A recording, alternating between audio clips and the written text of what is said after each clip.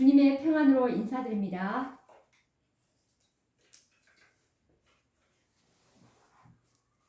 우리가 여섯째 재앙을 이제 공부하고 있는데 오늘은 7장 중에 여섯째 재앙, 우리 아마겟돈 전쟁 계속 연구해 오고 있습니다. 오늘 이 계시록 16장 16절에 있는 말씀을 가지고 한번 나누어 보려고 합니다. 요한 계시록 16장 16절 말씀입니다. 새 영이 히브리음으로 아마겟돈이라 하는 곳으로 왕들을 모으더라. 이 말씀을 보시면 이 새 영이 아마겟돈이라고 하는데, 이 아마겟돈은 히브리음입니다. 이 아마겟돈이라 하는 곳으로 이제 이 왕들을 모을 것이라는 예언의 말씀인데, 사단은 자신의 대리자인 이 법왕권을 통해서 하나님의 남은 자손을 전멸시키고, 이 다니엘 11장 45절에 있는 그 말씀처럼 장막 궁전을 바다와 영화롭고 거룩한 산 사이에 이 사단의 대리자인 법왕권이 자신의 장막 궁전을 이 바다와 영화롭고 거룩한 산인 감람산 사이인 여호사밧 골짜기에 세워서 하나님의 보좌가 내려올 곳을 점령을 해서 자신의 보좌를 이제 세우고자 시도를 할 것이라는 예언의 말씀입니다. 그런데 결론적으로 이제 법왕권은 세상 열국들의 분노를 이제 사게 될 것이고, 그리고 전쟁에 패해서 멸망을 당하는 결과를 가져오게 될 것입니다. 지금까지 세상 열국들이 이 바벨론, 법왕권이죠. 이 바벨론의 정책들을 추종했지만 모두가 이 법왕권을 자발적으로 존경하고 지지한 것은 아니었다는 것입니다. 강력한 법왕권의 후원자인 미국의 군사력과 법왕권이 소유하고 있는 이 경제력에 의해서 마지못해 추종하는 남방왕의 잔재국들인 이 구공산주의 국가들이죠. 이들과 중동의 그 아랍 국가들인 이슬람들이 존재하고 있죠. 근데 이들은 이 남방왕의 이 잔재국들과 이 아랍 국가들은 하나님의 교회와 백성들을 핍박하는 일에는 법왕권과 연합하고 동참했지만 진심으로 연합한 것은 아니었다는 사실입니다. 이것이 악한 천사들의 속성인데요. 그래서 이 북방왕 법왕권이 장막 궁전을 거룩한 산인 감람산 사이에 베풀고 자신의 보좌를 그 거룩한 곳에 세우고자 하는 계획을 이제 세울 때 열국들은 그에 대한 지지를 이제 철회하게 될 것이라는 예언의 말씀입니다. 지금까지 군사력과 경제력인 힘에 의해서 그들은 법왕권을 추종했지만 내심 불만을 가지고 있었던 이들은 이때에는 이제 인내의 한계를 느끼고 법왕권을 반역을 해서 이제 전쟁에 돌입하게 될 것인데요. 이들 국가 중에는 가공할 만한 군사력을 가진 러시아도 있고, 그리고 중국 등 강력한 나라가 있는가 하면 수십 세기 동안에 가나안 땅을 서로 소유하기 위해서 철천지 원수로 살아온 주변의 민족 국가들이, 아랍 국가들이죠. 이 법왕권이 이곳에, 이 감남산 사이에 장막 궁전을 세우려고 할 때 이들은 절대로 그냥 보고만 있지는 않을 것입니다. 그래서 세계는 두 무리로 크게 양분이 될 것입니다.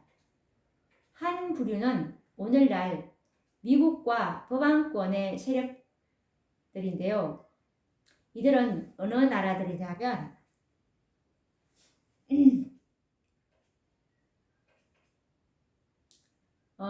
유럽 나토 연합군들과 그리고 민주주의 국가들이 이제 또 이 한편이 될 것이, 한편으로 이제 뭉쳐지게 될 것이고, 또 다른 한편은 이들을 반대하는 열국들인데요.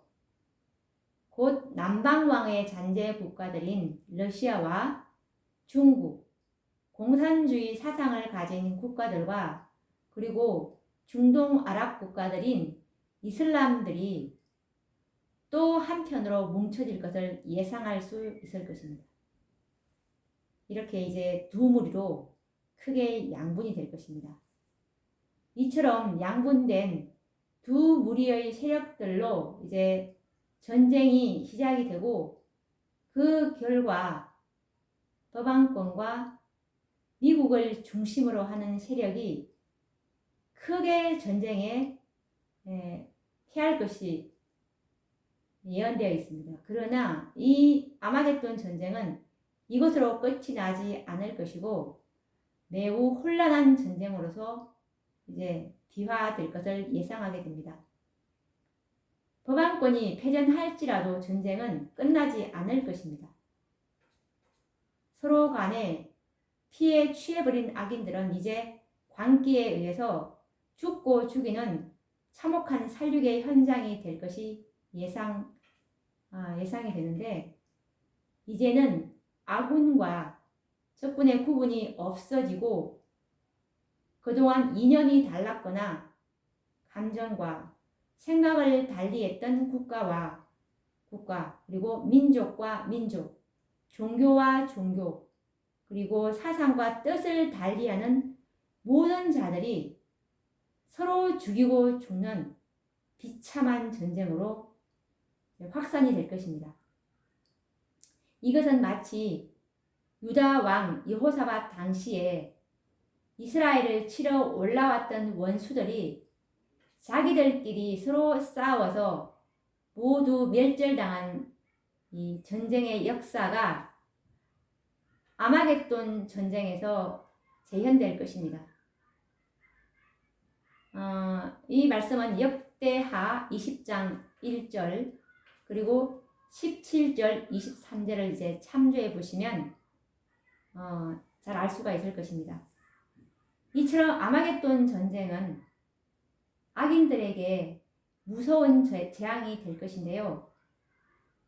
이 전쟁은 일반 전쟁과 달리 하나님께서 악인들에게 진노하시는 재앙에 의해서 서로를 죽이는 전쟁으로 발전할 것이기 때문입니다. 법왕권은 이 지상에 존재하고 있는 극소수의 하나님의 백성들을 전멸시키고 이 지구를 자신의 영구한 나라로 만들려고 하였지만 결국 실패하고 말 것입니다.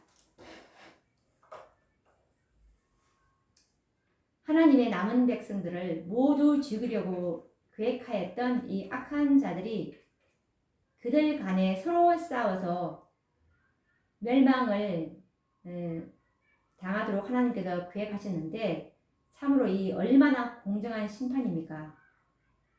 이제 이렇게 해서 난공불락의 성이요 망하지 않을 것 같았던 바벨론, 즉 법왕권의 멸망은 이렇게 이제 이르러 오게 될 것입니다.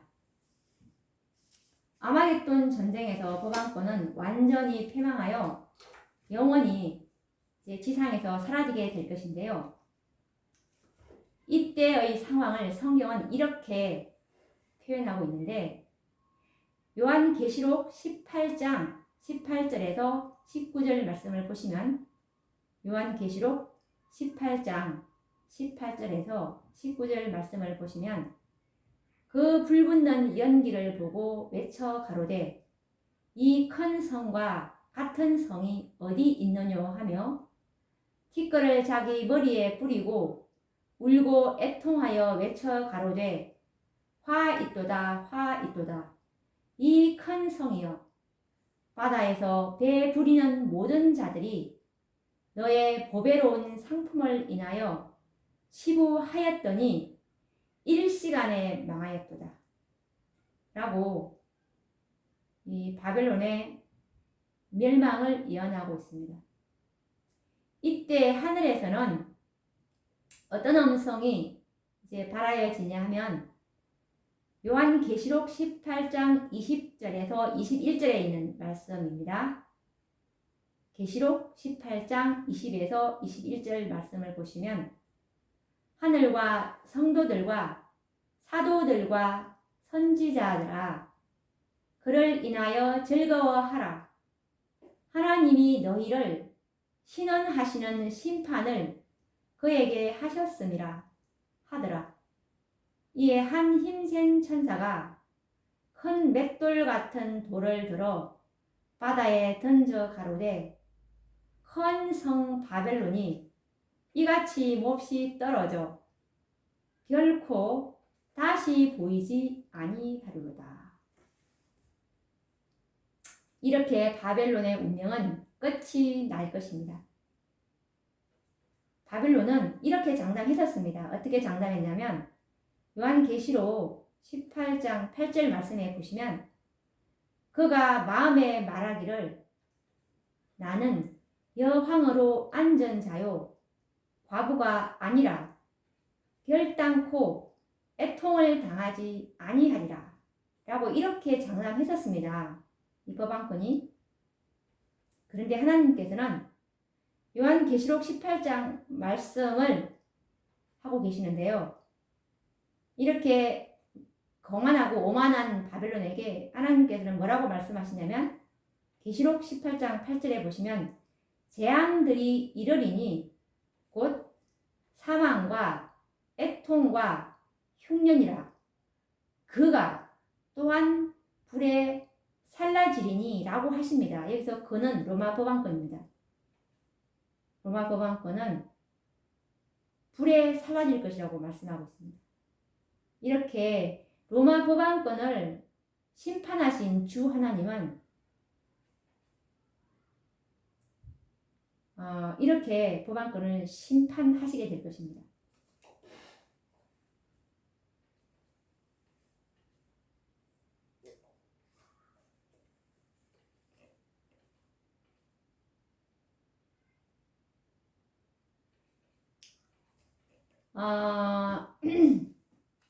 이 미국과 이 법안권의 연합 세력에 의해서 이제 중동 국가들, 저기 이제 이슬람 세력들이 약화되고 무너지는 이 오늘날의 국제적 상황을 어떤 분들은 유브라데의 강물이 마르는 6째 재앙에서 성취될 사건으로 해석하는 분들이 간혹 있습니다.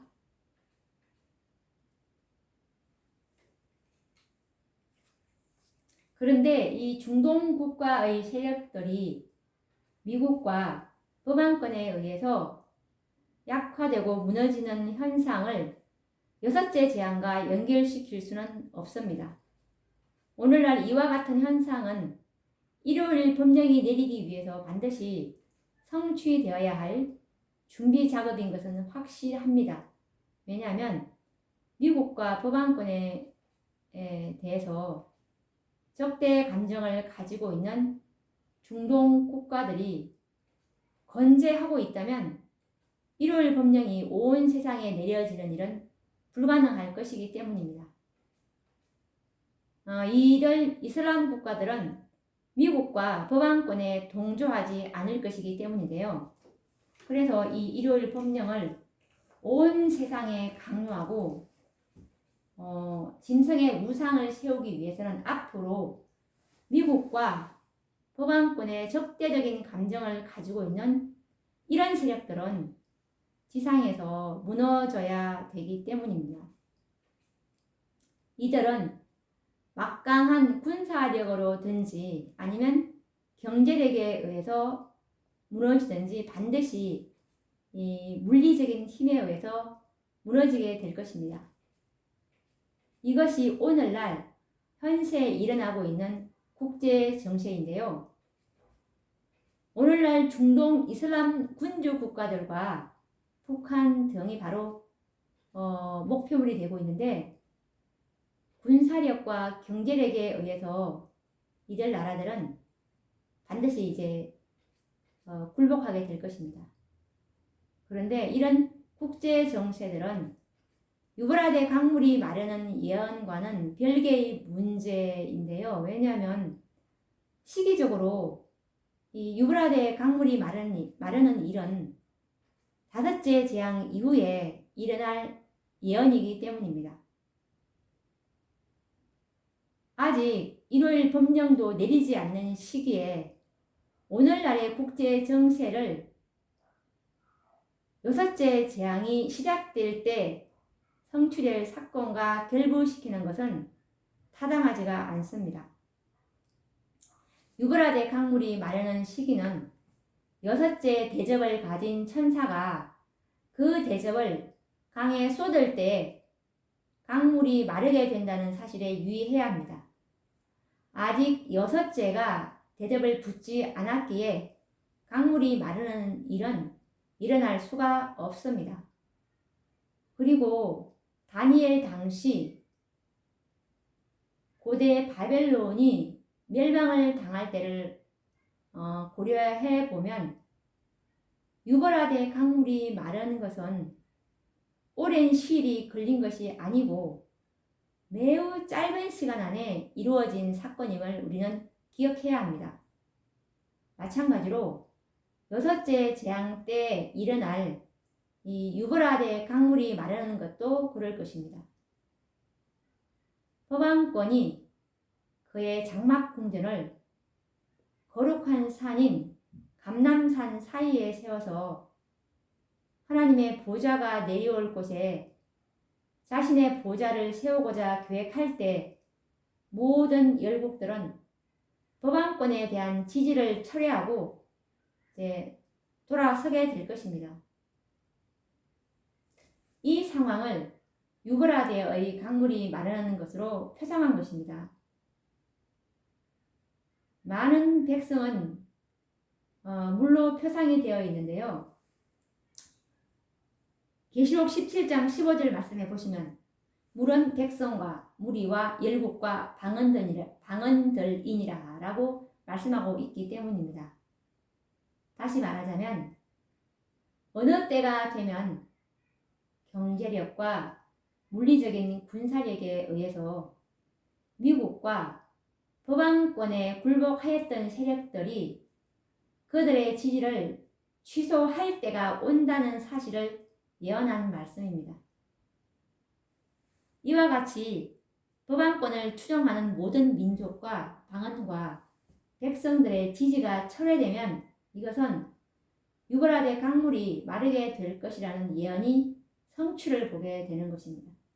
이처럼 유브라데 강물이 마르면 뒤이어 진실로 왕이신 그리스도께서 동쪽으로부터 영광스럽게 재림하시는 날이 이르러 올 것입니다.